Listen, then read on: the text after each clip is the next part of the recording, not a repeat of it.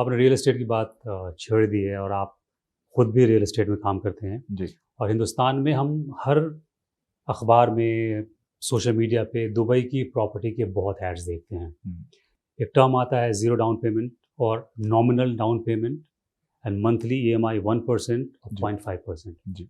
ये फॉर्मूला थोड़ा समझाइए हमें कि जो प्रॉपर्टी के रेट्स मैं देखता हूँ तो दिल्ली NCR और दुबई मुझे तकरीबन तकरीबन सिमिलर ही दिखते हैं। जी। लेकिन वहाँ ये डाउन पेमेंट का सिस्टम और EMI 1% और 0.5%, पहले तो ये समझाइए मुझे कि ये क्या फॉर्मूला है। जी।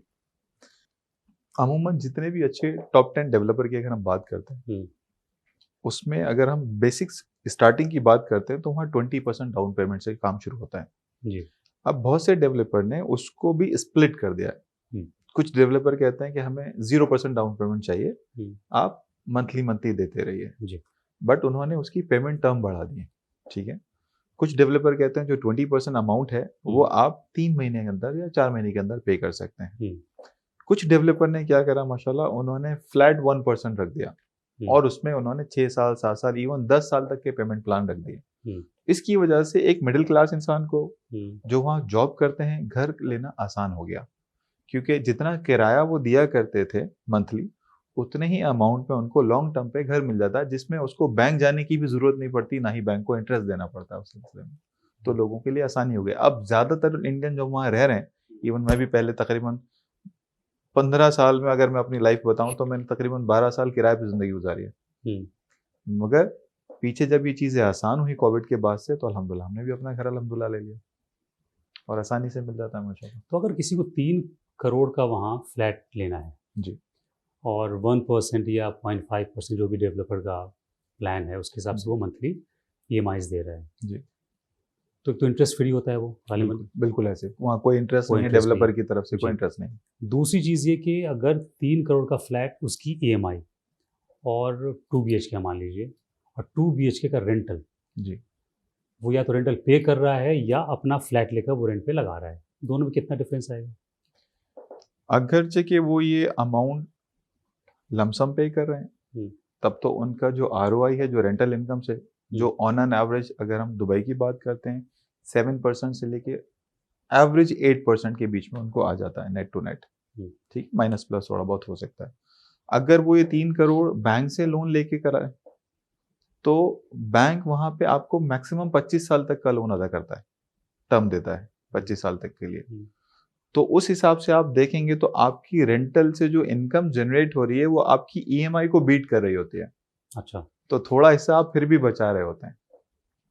तो 3 करोड़ अगर वहाँ लोन ले रहे हैं आप बैंक से 25 साल के टर्म से या 20 साल के टर्म जी। से, तो वो 3 करोड़ ही आपको वापस करना है? नहीं, क्योंकि वहाँ पे 2 टाइप की बैंकिंग है, एक है इस्लामिक बैंकिंग और एक है कन्वेंशनल बैंकिंग। बट अगर आपको मैं इजी टर्म में बताऊं, बिकॉज मैं वहाँ पे बैंक में रह चुका हूँ तकरीबन, वहाँ का जो नेशनल रसल खैमा बैंक है, नेशनल बैंक ऑफ रसल खैमा में, उसमें 5.5 साल अल्हम्दुलिल्लाह मैंने मैनेजरियल पोस्ट पे काम किया है।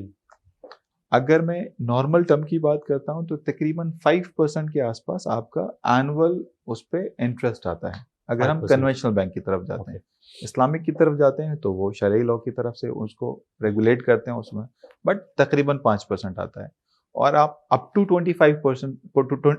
25 ईयर्स तक के लिए आप लोन ले सकते हैं। ठीक है, तो उस हिसाब से जब आप कैलकुलेट करेंगे तो आपका सालाना 5% के आसपास हर 3 करोड़ पे जा रहा होता है, जो कि रिड्यूसिंग और फ्लैट दोनों तरीके से काम करता है। मतलब 3 करोड़ का अगर हमने लोन लिया है तो 15 लाख रुपए आप साल के आसान है। अगर हम फ्लैट की बात करते हैं तो बिल्कुल थोड़ा सा ऊपर ही होगा।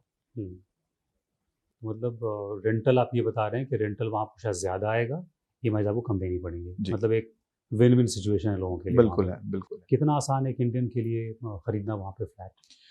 इंडियंस के लिए अल्हम्दुलिल्लाह बहुत आसान है। अगर वो लोग being as a non resident loan लेके भी काम करना चाहते हैं तो वहाँ पे भी उनको 60 अप टू 65% तक का वहाँ के बैंक लोन देते हैं, जो कि आपके इंडियन डॉक्यूमेंट्स के ऊपर मिल सकता है। नॉन रेजिडेंट वहाँ फ्लैट खरीद सकते हैं, वहाँ से लोन ले सकते हैं? बिल्कुल ऐसा, ये ज्यादातर लोगों को मालूम ही नहीं। ये मेरे लिए भी नई इन्फॉर्मेशन है।